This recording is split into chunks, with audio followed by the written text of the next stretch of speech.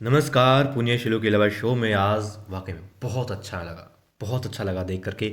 देवी अहिल्या की बातें सुनी, मल्हार राव सूबेदार जी की बातें सुनी। दोनों की बातें एकदम सही थी। बहुत अच्छा लगा, तसल्ली हुई दिल को सुन करके सच में। हालांकि आंखें भर आई थी, मगर फिर भी बहुत अच्छा लगा। क्योंकि कई बार ऐसा होता है कि आंखें नम होती हैं मगर वो खुशी में होती है, अच्छाई में होती है। माना आंसू, आंख से निकलने वाला पानी हमेशा खारा होता है, वो चाहे खुशी में हो या गम में हो। मगर आज जो खुशी वाले आंसू होते हैं ना, वो एक अलग ही बात होती है उनकी। चलो खैर, अब शो की बात करते हैं। आज क्या हुआ? आज देवी अहिल्या उस घर में पहुंच जाती है, उस महिला के घर में जिसका नाम होता है नंदिनी। और उसके बारे में सारा अता पता पता किया था किसने? तुको जी ने। और देवी अहिल्या को बताया। देवी अहिल्या वहाँ जाती है। वो महिला देख करके हैरान हो जाती है कि छोटी रानी यहाँ पर आई है, और खड़ी होती है, प्रणाम करती है देवी अहिल्या। उन लोगों को कि एक बड़े ही अच्छे भाव से मिलती है और कहती है, आप मुझे ये बताइए कि आप कल आई थी वहाँ पर, जो कि वाड़ा है, होलकर वाड़े के बाहर आई थी और फिर लौट गई खाली हाथ, कि ऐसा क्यों किया आपने? वो कहती है, माफ़ कीजिएगा छोटी रानी, कि मैं एक सैनिक की पत्नी हूँ। और ठीक है, बच्चे रो रहे थे, बिलख रहे थे भूख से, तो मुझसे रहा नहीं गया, वहाँ चली गई। मगर मेरे सामने मेरे पति का चेहरा आ गया, जिसने सेना में सिपाही था और एक मुहिम में अपनी कि टांग गंवा दी। वो खुददार इंसान है। वो रोटी नहीं खा पाता, वो खाना नहीं खा पाता जो मैं भिखारी बन करके लेके आई हूँ। हम लोग भिखारी नहीं हैं। हम लोग शान से जिए हैं, शान से मर जाएंगे। मगर यूं अन्न भी मांग के खाएंगे तो नहीं। हमें ये गवारा नहीं था। और मैं नहीं चाहती कि मेरे बच्चे ऐसा भोजन करें जिसको मैं मांग के लाऊं। कमा के लाऊं तो अच्छी बात है, मगर बस इसीलिए। फिर वो कहती हैं कि अपने बारे में थोड़ा बताइए। वो बताती है, हालांकि हिचक जाती है, फिर अपने पति की तरफ देखती है, पति मना कर देते हैं। वो बताती है अपने बारे में। फिर देवी जब एहसास करवाती है, उनको विश्वास दिलाती है कि सब कुछ उनके साथ में सही होगा, न्याय होगा, देवी अहिल्या खुद उनके साथ में है। तब वो बताते हैं कि ये दर उसमें थे, सेना में थे, और टांग गंवा दी। उसके बाद में बोले कि तुम काम के लायक तो नहीं रहे, तो अब जाओ, घर जाओ। गुरु जी ने इनको सेना से निकाल दिया। 1 साल तक तो हमारा काम ठीक ठाक चला, जो पैसा जमा था चला, अनाज जो था खा लिया। लेकिन अब सब समाप्त हो गया है। अब जीवन यापन के लिए कुछ नहीं था, तो बस वहाँ चली आई थी, मगर फिर नहीं हुआ तो खाली हाथ लौट आई। क्या करती? फिर वो कहती हैं कि आपने किसी से बात की? फिर हिचक जाती है, मगर देवी अहिल्या के समझाने पर, मनाने पर वो बता देती है, पति के इशारे पर, कि हाँ चलो ठीक है, बता दो, देखी जाएगी। फिर वो कहती, देखिए हमने बात की थी, गुनु जी से बात की। वो महिला बताती है साफ साफ की बात की, मैं उसके पास गई, मैंने याचना की। एक तरीके से कि उनको तो लगा कि मैं भीख मांग रही हूँ, हालांकि मैं भीख नहीं मांग रही थी। मैं तो जब सेना में उन्होंने काम किया था, उसके एवज में उनसे चाह रही थी कि सैनिकों के लिए कुछ हो। बात की, उन्होंने मना कर दिया। उन्होंने कहा कि तुम भीख मांगने आ गई, तुम्हें शर्म नहीं आती? तो सेना में थे, तुम्हें रोजगार था तुम्हारा, ठीक है, तुम्हें पैसा मिला करता था, तनख्वाह मिला करती थी, अब क्या तुम्हें अपनी जेब से दें? शर्म नहीं आती तुम्हें? फिर वो कहती है, ठीक है, बस एक बार आप मल्हार राव सूबेदार जी से मिलवा दीजिए। उस पर भड़क जाते हैं गुन्नू जी और कहते हैं कि खबरदार, मैं वहाँ का उनका जो है जावेद साहिब हूँ, और मैंने कह दिया, समझो कि राजा ने कह दिया। और सोचना भी मत कभी भूल करके कि तुम दरबार में आओगे और सरकार से इस बारे में बात करोगी। कह दिया तो कह दिया बस, वरना तुम मालवा में भी नहीं रह पाओगी। तुम्हारा परिवार भी समझ गई। वहाँ से फिर वो महिला लौट आती है, बताती है कि ये सब बोला गुरु जी ने, तो उनकी हिम्मत नहीं थी, वो सेनापति भी हैं और दामाद भी हैं, तो बस। और डरती हैं कि कहीं यदि आवाज़ उठाई तो सर से छत भी ना चली जाए।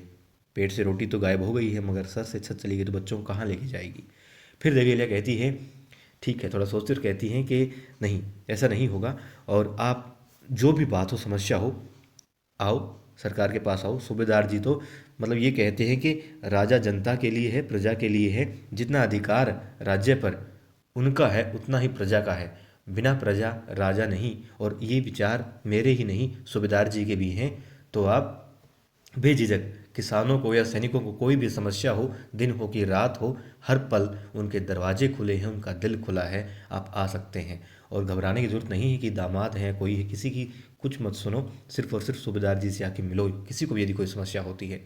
फिर देवी अहिल्या के सामने वो महिला और वो पुरुष जो हैं हाथ जोड़े खड़े होते हैं।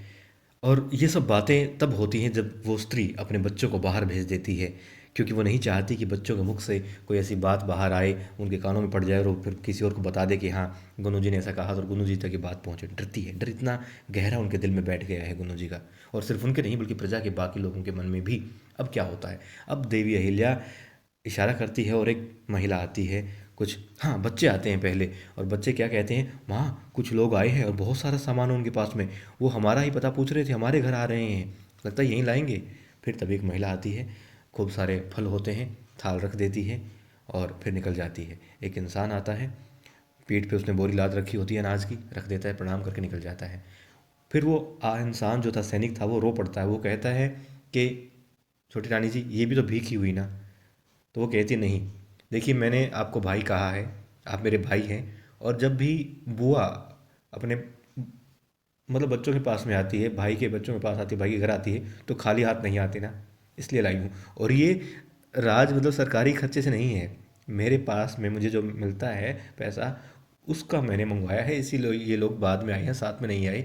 मैंने इनको मंडी में भेजा, बाजार में भेजा, वहाँ से ये लोग खरीद करके लेके आए हैं, और ये आपकी बहन के पैसे से है और आप इस चीज़ को इनकार नहीं कर सकते। अब वो स्त्री, वो पुरुष, वो सैनिक बहुत ज़्यादा अपराध बहुत महसूस कर रहे थे। वो कहते हैं कि छोटी रानी जी हमें माफ़ कर दीजिए, हम भी उन लोगों में शामिल हैं जिन्होंने आपको गलत समझा, आपको भला बुरा कहा, आपको कोसा।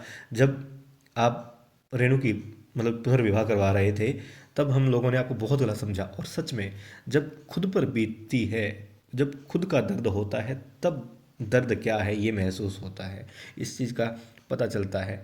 और हम वाकई में बहुत गलत थे, क्योंकि जो आप तो दर्द निवारण करने वाली हैं, जिसका दर्द है उसी तरीके से आप उसको ठीक करती हैं, दूर करती हैं, और हम आपको गलत समझ रहे थे। हाथ जोड़े खड़े होते हैं, वो इंसान बैठा होता है।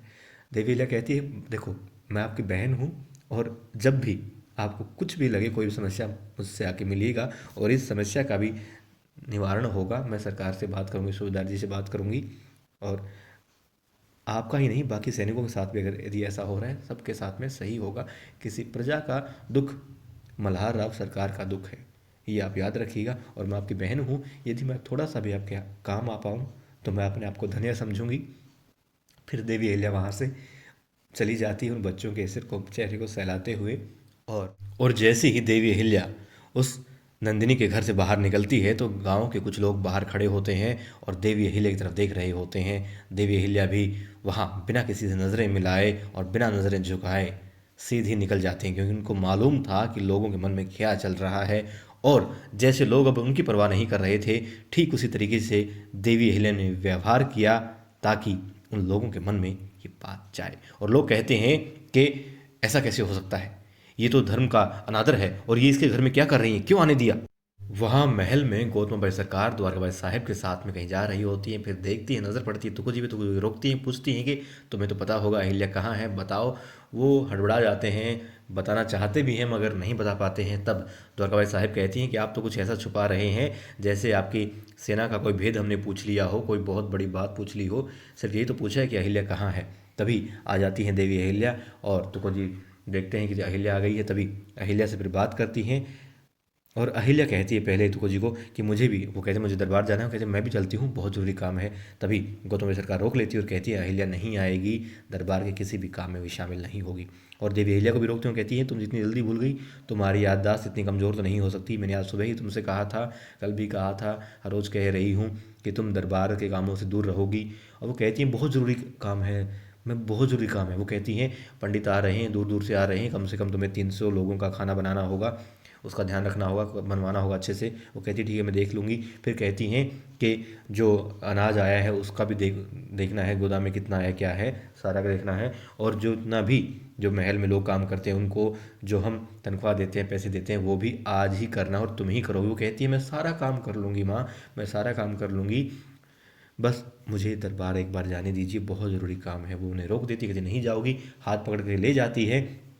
और द्वारकाबाई साहब कहती है कि ऐसा क्या काम है, कुछ ऐसी चीज़ ना हो, क्योंकि जब भी देवी अहिल्या कुछ मतलब ऐसा कहती है कि बहुत मुश्किल है, बहुत काम है, बहुत ज़रूरी है, बहुत ज़्यादा ज़रूरी है, तभी उसकी गाज किस पे गिरती है, द्वारकाबाई साहब पे गिरती है। द्वारकाबाई साहब कहती है भगवान रक्षा करना, कुछ ऐसा ना हो कि हम फिर से फंस जाएं। और देवी अहिल्या से उसकी सासूबाई कहती है कि तुम दरबार में नहीं जाओगी, किसी काम में नहीं जाओगी, बस कह दिया सो कह दिया। ठीक है। अब क्या होता है? अब मुख्य कक्ष में होते हैं तुकोजी, मल्हार राव सूबेदार जी और गंगूबा तात्या, और बात हो रही होती है उन किसानों के हत्याकांड के बारे में, और किसने किया, कैसे किया, इस बारे में जानकारी हो रही होती है। गंगूबा तात्या कहते हैं कि जिस तरीके से वो लोग एकदम से गायब हो गए, कोई हमारे हाथ में नहीं आया, लगता है कोई घर का ही बंदा है। तभी आ जाते हैं धन्ना सरदार और कहते हैं वाह बहुत अच्छे, ये भी पता कर ले कि घर का है, ऐसा कैसे कह सकते हैं आप। फिर प्रणाम करते हैं बाद में, पहले ये बात कहते हैं, वो कहते हैं दरअसल ऐसा हुआ होगा, ये बात सिर्फ उन लोगों तक नहीं पहुंची, पूरे मालवा तक पहुंच चुकी है, और जाहिर सी बात है जिसने किया है उसे तो पता ही होगा कि किसने मारा है, तो चौकन्ना हो गया होगा और यहाँ से भाग गया होगा। तब धना सरदार जी की बहुत तारीफ करते हैं मल्हार राव सूबेदार जी और कहते हैं वाह बहुत अच्छे, मतलब आप तो हमारे गुप्तचर, हमारे सैनिक, हमारे पूरी सेना को छोड़ करके उन लोगों की तारीफ कर रहे हैं, उनकी प्रशंसा कर रहे हैं कि वाह बहुत शातिर हैं, बहुत अच्छे हैं, और हमसे, हमारी सेना से, हमारे गुप्तचरों से बहुत ज़्यादा सजग हैं, समझदार हैं और चालाक भी हैं, हिम्मत वाले भी हैं। वो कहते हैं नहीं आप गलत समझ रहे हैं सरकार, वो कहते हैं हम सही समझ रहे हैं। और फिर वो कहते हैं क्योंकि ये मसला आपका और गुन्नू जी से है, संबंधित है, आप लोगों के जो आपको काम दिया गया है या जो आप काम करते हैं, आपके पद है उससे संबंधित है, इसलिए हम आपको दोषी मानते हैं धना सरदार जी। और कह देते हैं, फिर वो बहुत अच्छी बात कही उन्होंने, वो कहते हैं कि 10 दिन के भीतर हमें इस हत्याकांड का दोषी भी चाहिए और पूरा ब्यौरा चाहिए, और यदि नहीं दे पाए तो आप जिस पद पर हैं उस पद के लायक नहीं हैं। किसानों को तो आप नहीं बचा पाए, मगर कम से कम अपने पद को तो बचा लीजिएगा। और फिर वहाँ से चले जाते हैं ये बात कह करके मल्हार राव सूबेदार जी, और फिर निकल जाते हैं फटाफट गंगूबा तात्या और तुको जी भी वहाँ से, और बेचारे अपना सा मुंह लेकर के रह जाते हैं धना सरदार।